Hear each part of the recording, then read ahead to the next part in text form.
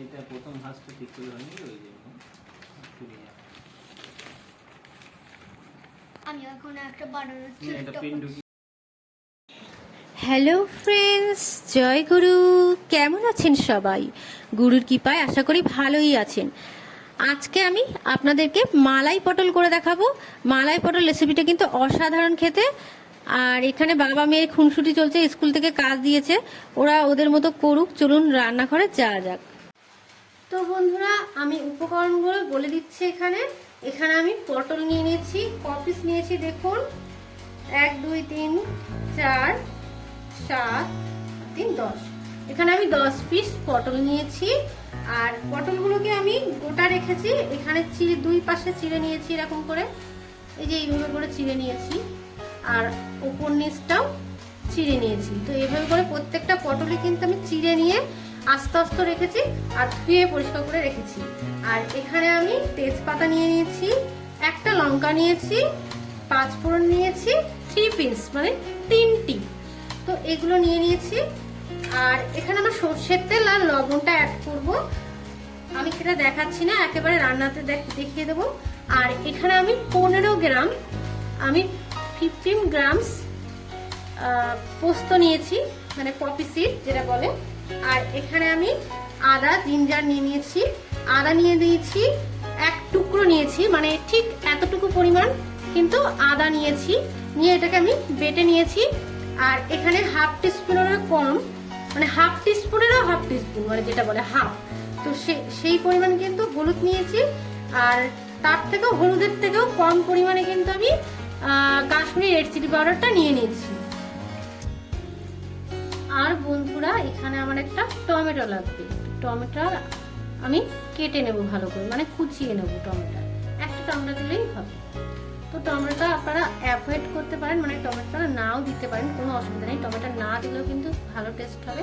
তো আমার কাছে যেহেতু আছে, টমেটো দিলে একটু বেশি ভালো টেস্ট হয়, তো সেই কারণে আমার মনে হয়, তো সেই কারণে আমি কিন্তু একটা টমেটো নিয়ে নিয়েছি। আর এটা কিন্তু দেশি টমেটো না, একটু লম্বাটে ধরনের টমেটো। এটা বেশ ভালো খেতে টেস্ট হয়, তাই জন্য আমি রান্নাটা ব্যবহার করি। বন্ধুরা, রান্নাটি কিন্তু খুবই সুন্দর হয়েছে। আর আমি লাস্টের দিকে অনেক উপকরণ আমি অ্যাড করি, তো আপনারা কিন্তু মিস করবেন যদি ফুল ভিডিও না দেখেন। অবশ্যই কিন্তু ফুল ভিডিও দেখার অনুরোধ রইল।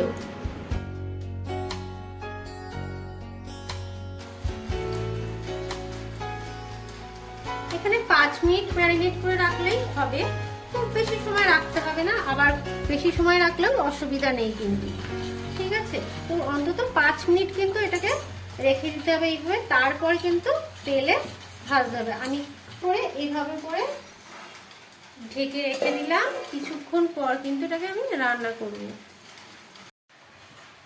বন্ধুরা, গ্যাসটা আমি অন করে দিয়েছি আগে থেকেই। এখানে আমি সরষের তেল দিয়ে দিচ্ছি।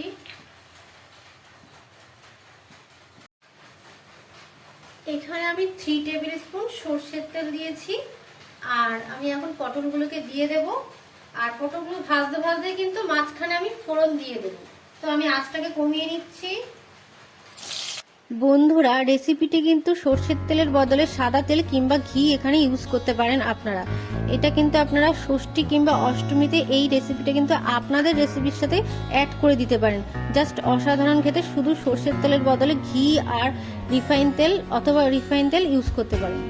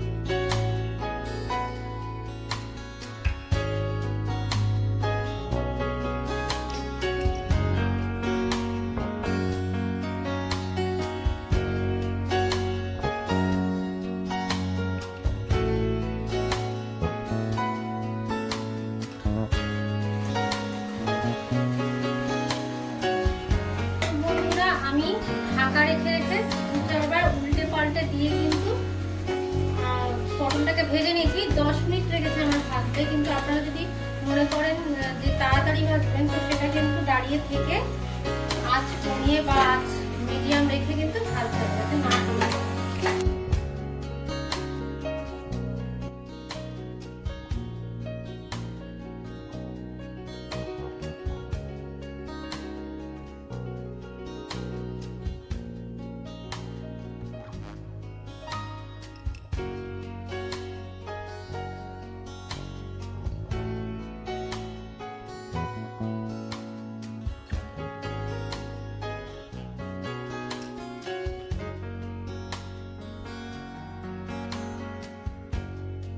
বন্ধুরা, এখানে আমি পটলগুলোকে কড়ার সাইডে করে মাঝখান করে ফোড়ন দিচ্ছি। আপনারা যদি এরকম করে না পারেন তাহলে কিন্তু আপনারা অবশ্যই পটলগুলোকে তুলে রেখে তারপরে কিন্তু ফোড়ন দিয়ে কষে নিতে পারবেন। তো এটা আপনাদের নিজের মতো করে করে নেবেন।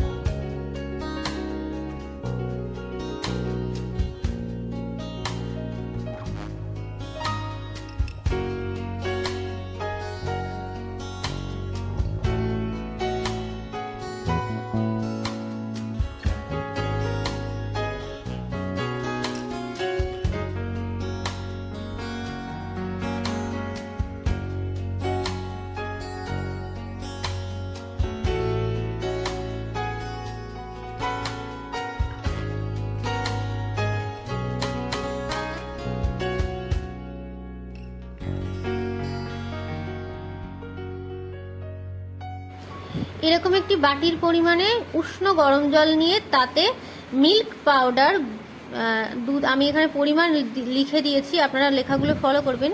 2 থেকে 3 টেবিল চামচ কিন্তু পাউডার গুলে ওই দুধটা কিন্তু এখানে ইউজ করতে হবে। যে কোনো দুধ নিলেই হবে, তবে আমি এখানে আমুল দুধ ইউজ করেছি। আমুল দুধটা নিলে খেতে খুবই টেস্ট হয়। যেহেতু এটা আমি গুলে রেখে দিয়েছিলাম তো সেই কারণে আপনাদের লেখাগুলো কিন্তু এখানে আসবে না। লেখাগুলো কিন্তু যখন আমি এই দুধটাকে ইউজ করব তখনই কিন্তু পরিমাণগুলো লেখা থাকবে।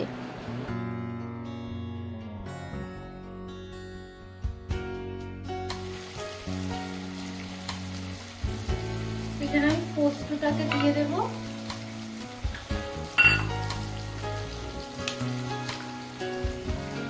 পোস্তটাকে আমি একটু ভুলে নিলাম জল।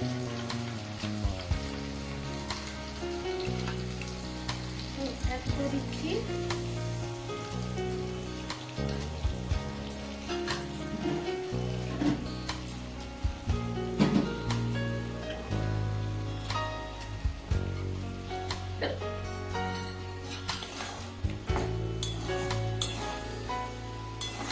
এটা একটু কষে নিয়ে কিন্তু আমি দুধটা দিয়ে দেব। তো এখানে আমি দুধটা দিয়ে দিচ্ছি বন্ধুরা। পোস্ত দেওয়ার পরে কিন্তু পোস্তটাকে একটু কষে নিয়ে তারপরে কিন্তু আমি দুধটা দিয়ে দিচ্ছি।